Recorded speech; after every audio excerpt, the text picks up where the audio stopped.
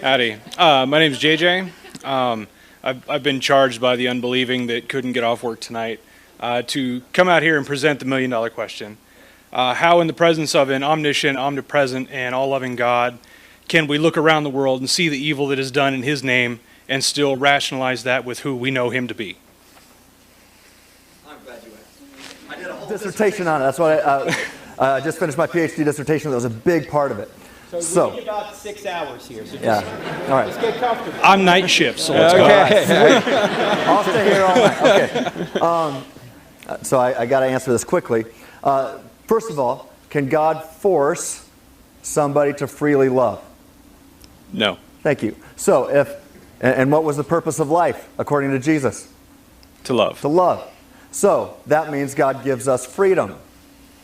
So God gives us free will so that we can actually love. But that same ability that allows us to love, when used in a backwards sense, is evil, because love spelled backwards is. All right, so God gives us free will. That's the first thing. It's called the free will defense. And so to the problem of evil. So even Lex Luthor in the Batman versus Superman movie, Lex Luthor exclaims, if God is good, He's not all-powerful, and if He's all-powerful, then He is not good. Well, he's missing some things here, because God, since He can't do the logically impossible, decides it's important to create beings who can love. And so therefore He gives them free will, and if free will is really free and not some word game, then you can get guys like Hitler. And you can get things like the slave trade. You can get things that are objectively evil.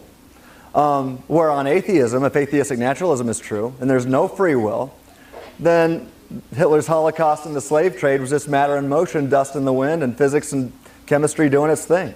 Nothing really wrong with it. And there's no purpose to life anyway on that view. So only if God exists is free will possible, and are these things really evil. So that's the first thing. I'd also say that I could go off all night on this, but I would encourage you to go to freethinkingministries.com.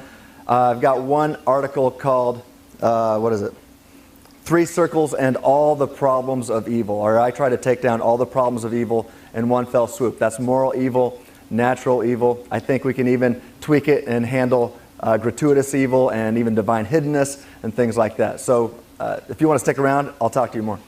Thank you. Cool. You bet. Thanks, JJ.